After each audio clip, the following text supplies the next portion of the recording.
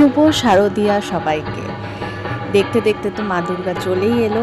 আজকে মহালয়া, আর আজকে থেকে মাতৃপক্ষের সূচনা। তো অবশ্যই মা দুর্গার উপরে কিছু ক্র্যাফটিং তো আমি করবই, কিন্তু প্রথমেই বলে রাখি যে মা দুর্গার মূর্তিটা আমি তৈরি করব সেটা পুজো করার উদ্দেশ্যে নয়। এই কারণেই আমি ফেলে দেওয়া জিনিস বা যাই হোক ইউজড প্রোডাক্টের ইউজ করে আমি মা দুর্গার মূর্তিটি তৈরি করেছি। এখানে আমি একটা মাটির ভাঁড় নিয়ে নিয়েছি, আর আরেকটা প্লাস্টিকের গ্লাসের মতো নিয়ে নিয়েছি, আর একটা কৌটো ছোট্ট ঢাকনা ইউজ করেছি বডি শেপটা আনার জন্য। এরপরে এই পুরোটাকে আমি এয়ার ড্রাই ক্লে দিয়ে ভালোভাবে কভার আপ করে নিচ্ছি এবং ভালোভাবে শেপটা আনছি, বডি শেপটা আনছি।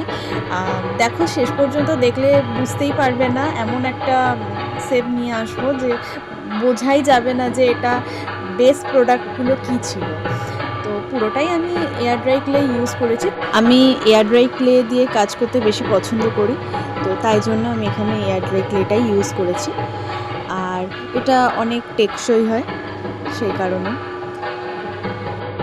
আমি এখানে খুব একটাও টুলস ব্যবহার করিনি, আঙুল দিয়েই বেসিক স্টেপটা এনেছি। তোমরা চাইলে বিভিন্ন টুলস ইউজ করতে পারো।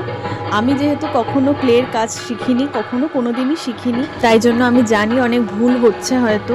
যারা ক্লের কাজ জানে তারা এর থেকে অনেক বেটারভাবে করতে পারবে, আর এগুলো টুলসের সাহায্যে আরও প্রমিনেন্ট হতো, হয়তো ডিটেইলিংস আরও ভালো হতো।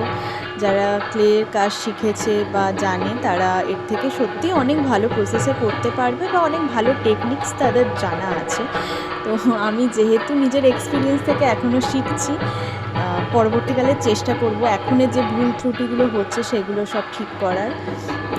আর তোমাদের যদি কোথাও কোনো রকমের কিছু ভুল মনে হয় বা এর থেকে বেটার অপশন তোমরা যদি জেনে থাকো, তাহলে তোমরা অবশ্যই আমাকে জানিও। আমি অলওয়েজ তোমাদের অ্যাডভাইসের জন্যই ওয়েট করে থাকি। ইনফ্যাক্ট তোমাদের অ্যাডভাইস পেলে আমি হয়তো যে আমার যে ভুলগুলো রয়েছে সেগুলো শুধরে নেওয়ার আরও ভালো একটা সুযোগ পাবো। তো তোমাদের অবশ্যই তোমরা জানিও, তোমাদের যদি কোনো রকমের কোনো অ্যাডভাইস থাকে, কোনো রকমের কোনো সাজেশনস থাকে, তাহলে অবশ্যই আমাকে জানিও। আর অনেকে এই ফেস তৈরি করতে, দুর্গা ফেস তৈরি করতে ফেসের মোল্ড পাওয়া যায়, সেগুলো ইউজ করে।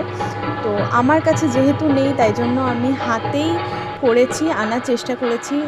ফেসটা যতটা যা স্ট্রাকচার দেওয়া যায় করার চেষ্টা করেছি, সম্পূর্ণটাই দেখতেই পাচ্ছ আমি ভিডিওটা করেছি। কিছু কিছু জায়গায় আমি ভিডিও করিনি, আসলে সব কিছু ভিডিও করা পসিবল হয় না। অ্যাকচুয়ালি কাজ করতে করতে না কাজের দিকে এতটাই মন চলে যায় না যে আমাদের ভিডিও করার কথাটাই মনে থাকে না। অনেক সময় এরকমও হয় যে হয়তো ক্যামেরা অন আছে, ভিডিওটা পজ করেছি, কিন্তু ওটাকে আর রিস্টার্ট করতে ভুলে গেছি। এরকম অনেকবারই হয়েছে, সেই জন্য কিছু কিছু জায়গা স্কিপ হয়ে গেছে। তোমাদের যদি মনে হয় যে যেই জায়গাগুলো স্কিপ হয়ে গেছে সেগুলো ভিডিও থাকলে ভালো হতো, তো তোমরা অবশ্যই আমাকে জানিও।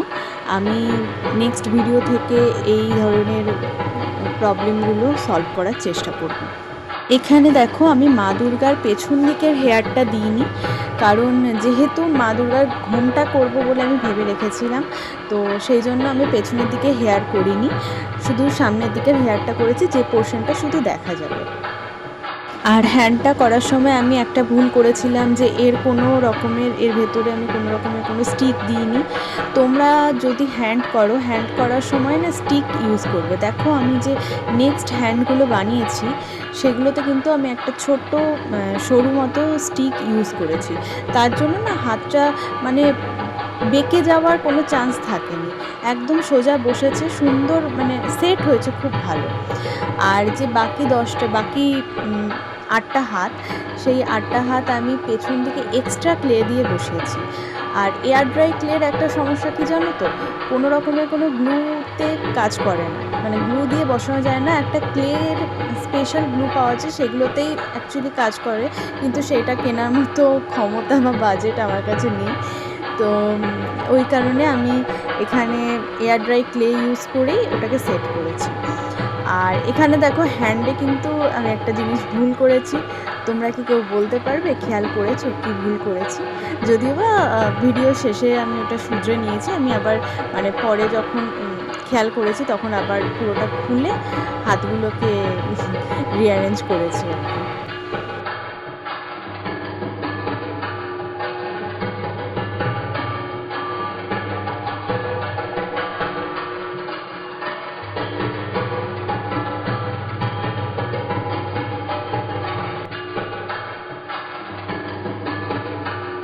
মা দুর্গার শাড়িটা আরও প্রমিনেন্ট করার জন্য আমি এখানে টিস্যু পেপার ইউজ করেছি।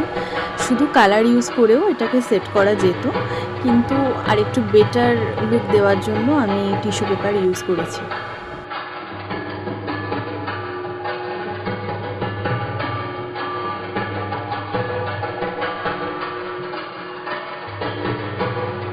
এখানে আমি স্যান্ড পেপার ইউজ করে নিচ্ছি, যাতে এর যে টেক্সচার সেটা যেন স্মুথ হয় সেই কারণে। এয়ার ড্রাই ক্লে ইউজ করলে দেখবে স্কিনটা রাফ হয়ে থাকে, তো ঠিকঠাক কালারও বসে না, এবং কালার করার পর ভীষণ বাজে লাগে দেখতে এবং ইনকমপ্লিট লাগে। তো স্মুথ টেক্সচারের জন্য অবশ্যই স্যান্ড পেপার ইউজ করবে। নেক্সট স্টেপ হলো প্রাইমার দেওয়া অথবা জেসো কোট অ্যাপ্লাই করা। মেয়েরা যখন মেকআপ করে তখন দেখবে যে মেকআপ করার ফার্স্ট স্টেপ হচ্ছে প্রাইমার অ্যাপ্লাই করা। নয়তো মেকআপের জন্য আমরা যে প্রোডাক্টগুলো ইউজ করি, লাইক ফাউন্ডেশন বা যা যা আছে, সেগুলো স্কিনের সাথে ভালোভাবে লক হয় না। তো সেম জিনিসটাই এই আঁকার ক্ষেত্রেও। আমি কিন্তু এই ব্যাপারটা জানতাম না, এটা আস্তে আস্তে কাজ করতে করতে আমি জেনেছি যে কোনো কিছু আঁকার আগে বা এই ধরনের ক্লের কাজ করলে ফার্স্টে জেসো কোট অ্যাপ্লাই করে নিতে হয় অ্যাজ এ প্রাইমার।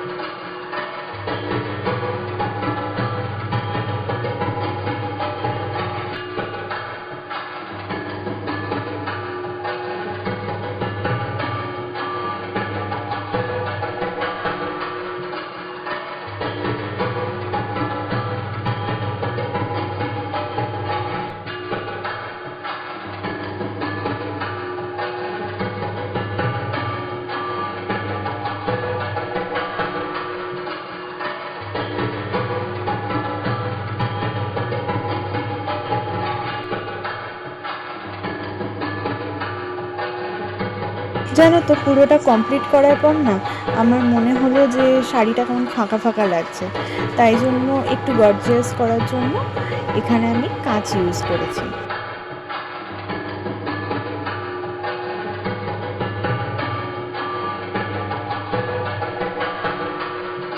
এখানে দেখো প্রত্যেকটা ওয়েফর্মস আমি ক্লে দিয়েই বানিয়েছি, আর আলাদা আলাদা করে ভিডিও আমার করা হয়নি, কিন্তু তোমরা যদি দেখতে চাও তাহলে আমাকে জানিও, আমি এটার উপরও ডিটেলস ভিডিও ছাড়বো।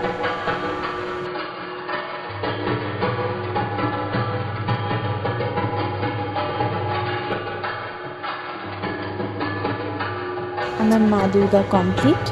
দেখো তো কেমন হয়েছে মা দুর্গার ফুল লুকটা। অবশ্যই কমেন্টে জানাও কেমন লেগেছে তোমাদের আমার এই আর্ট অ্যান্ড ক্রাফটটা। সবাইকে জানাই শুভ শারদীয়া।